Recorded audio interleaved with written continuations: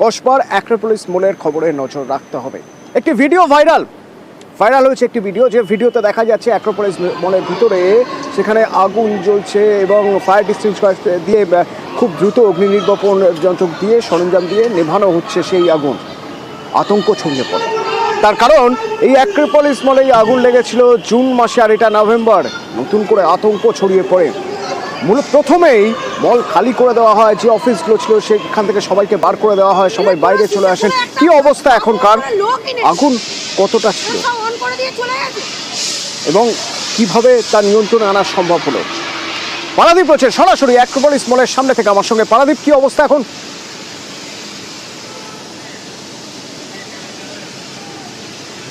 অথচ তুমি যেটা বলছিলে যে কিছুদিন আগেই দক্ষিণ কলকাতার এই মলে, অর্থাৎ জুন মাসে, তুমি মেনশন করে দিলে, উল্লেখ করে দিলে, জুন মাসে এই মলে, দক্ষিণ কলকাতার এই মলে কিন্তু আগুন লেগেছিল এবং সেই সময় কলকাতায় তোলপাড় হয়ে গেছিল এবং মলে সে সময় প্রচুর মানুষ ছিলেন এবং তারা আতঙ্কে ভুগছিলেন এবং সেই ছবি আমাদের এখনও টাটকা রয়েছে আমাদের স্মৃতিতে। এবং জুন মাস এবং আজ হচ্ছে নভেম্বর মাস এবং মাত্র কয়েকটা মাসের পার্থক্য, কয়েকটা মাসের ফারাক।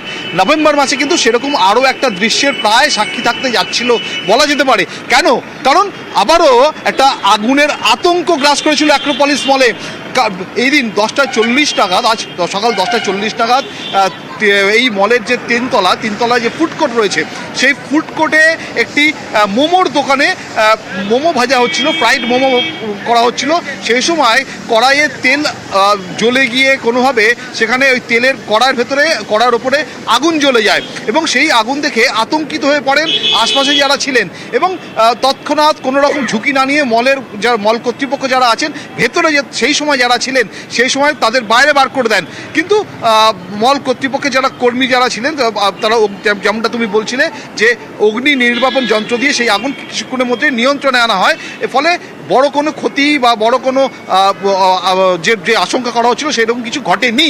কিন্তু এর কারণে এই সময় আজকে সকাল 10:50 সিনেপলিস, অ্যাক্রোপলিসের ভেতরে যে মাল্টিপ্লেক্স রয়েছে, সেই মাল্টিপ্লেক্স সিনেপলিসে কিন্তু 10:50 একটি সিনেমার শো ছিল, সবরমতী এক্সপ্রেস। সেই 10:50 সেই শো ব্যাহত হয় এবং সেখানে শো শুরু হতে দেরি হয়। এবং তারপরেও যেটা আরও একটা তথ্য দেওয়ার, যে অন্যান্য দিন আমরা দেখি অ্যাক্রোপলিস মল, সেই অ্যাক্রোপলিস মল দক্ষিণ কলকাতার অভিজাত মল, এটা সকাল 10:30টায় খুলে দেওয়া হয়। কিন্তু আজ এখন ঘড়িতে বাজে প্রায় 12টা ছুঁই। আমরা দেখছিলাম একটু আগে যে এইমাত্র কিন্তু সাধারণের জন্য কর্মীদের এর আগেও ঢুকিয়ে দেওয়া হয়েছে মলে, যখনই আগুন নিয়ন্ত্রণে আসে এবং তারপরে কিছুটা সময় বন্ধ ছিল মল। এখন এই মুহূর্তে কিন্তু ঘড়ির কাঁটা 12টা ছুঁই। এই মুহূর্তে কিন্তু মল স্বাভাবিক। সঙ্গে থাকো, আমি একটু শুনবো সেই সময়ে যারা প্রত্যক্ষদর্শী, সেই সময় যারা ছিলেন তাদের বক্তব্য একবার আমি শুনবো। আমরা যখন ডেলি ডিউটি জয়েন করার জন্য এলাম, তো আমাদের সিকিউরিটি পয়েন্ট থেকে আটকানো হলো। দেখলাম চারদিকে মল বন্ধ আছে। বললো ফুড কোর্টে কিছু একটা প্রবলেম হয়েছে, হয়তো শর্ট সার্কিট হতে পারে, আগুন ধরতে পারে, সেটা তো জানি না। তো আমাদের বলা হলো যে এখন ঢুকবেন না, এখনো পরিস্থিতি নিয়ন্ত্রণে নেই। তো আমরা এখন অপেক্ষা করছি। এর আগে হয়েছিল, তো সেই জন্য ওরা হয়তো এবার একটুখানি বেশি জিনিসটা যতক্ষণ না নিয়ন্ত্রণে নেয় হয়তো আমাদের ঢুকতে দিতে চাইছে না। এবার অফিস শুরু হওয়ার আগেই আমরা ফায়ার অ্যালার্ম বুঝতে পারলাম এবং তারপরে সিকিউরিটি বললো যে সবাইকে নিজের বেরিয়ে আসার জন্য। তারপরে দেখলাম ধোঁয়া, ফুড কোর্টের উপর দিকে একটা ধোঁয়া আসছে। তারপরে আমরা ফুড কোর্টের দিক থেকে, হ্যাঁ, তারপরে আমরা তো নিচে নেমে এলাম জাস্ট।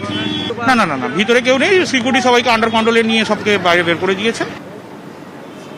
পারাদীপ, তুমি বলছিলে জুন মাসের কথা, সারা শহরে তোলপাড় পড়ে গিয়েছিল এই মলের আগুন লাগা নিয়ে। তাদের দ্রুত ইভাকুয়েট করিয়ে আনা হয়। একটা মলে যদি আগুন লেগে যায় কত বড় ভয়ানক ঘটনা ঘটতে পারে তা ভেবে সবাই শিউরে উঠেছিল। তো এই ঘটনা যাতে দ্বিতীয়বার না হয় তার জন্য আরও বেশি সতর্ক থাকার কথা বলা হয়েছিল, আরও বেশি কড়াকড়ি ছিল। তারপরেও এই ধরনের একটা ঘটনা ঘটলো, যা হয়তো বড় বিপদ হতে পারতো, হয়নি। কিন্তু এই ঘটনা ঘটারও তো কথা ছিল না। এইভাবে তেল গরম করতে গিয়ে আগুন, আমরা তো দেখছি ভাইরাল ভিডিও, সেই ভিডিওতে আমরা দেখছি যে ছবি, তাতে মানুষের মধ্যে ভয় কাজ করবে, এটাই স্বাভাবিক। এ নিয়ে তদন্ত হবে নিশ্চয়ই, কি মনে হয় তোমার?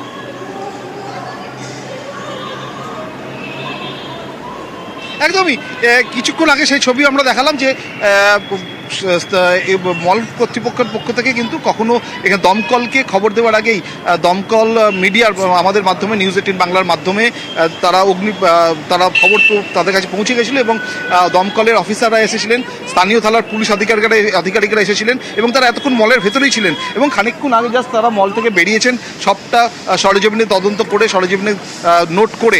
এবং মনে করা হচ্ছে যে মানে মল কর্তৃপক্ষের যেটা বক্তব্য সেটা হচ্ছে যে যেটা হয়েছে সেটা অবাঞ্ছিত, কিন্তু কর্মীরা অর্থাৎ মলের যারা কর্মী রয়েছেন তারা যথেষ্ট দক্ষতার সঙ্গে আগুন নিভিয়ে দিয়েছেন এবং কোনো রকম জুন মাসের যে ঘটনা ঘটেছিল যার পরে 46 দিন এই মল, দক্ষিণ কলকাতার এই অভিজাত মল 46 দিন বন্ধ ছিল, তারপরেও মাত্র কয়েক মাসের ব্যবধানে আবারও এরকম একটা আতঙ্ক মোটেই বাঞ্ছিত নয়, কাঙ্ক্ষিত নয়, সেটা সকলেই মেনে নিচ্ছেন। এবং একই সঙ্গে এটাও মনে করে নেওয়া হচ্ছে যে এই যে ঘটনা সেই ঘটনা একেবারে অপ্রত্যাশিতও নয়, কারণ এখানকার যারা বাসিন্দা রয়েছেন, যারা মলের ভেতরে কাজ করছিলেন, তারা বাইরে বেরিয়ে এসেছিলেন, সবাইকে দ্রুত বাইরে বার করে দেওয়া হয় এবং বাইরে বার করে দেওয়ার কারণ একটাই, কারণ এর ভেতরে সুরক্ষাজনিত কারণটাই কিন্তু এখানে মুদ্রা বিষয় এবং যতক্ষণ না সেই সুরক্ষা, সেই নিরাপত্তা সুনিশ্চিত হয়েছে ততক্ষণ কিন্তু মল বন্ধ রাখা হয়েছিল।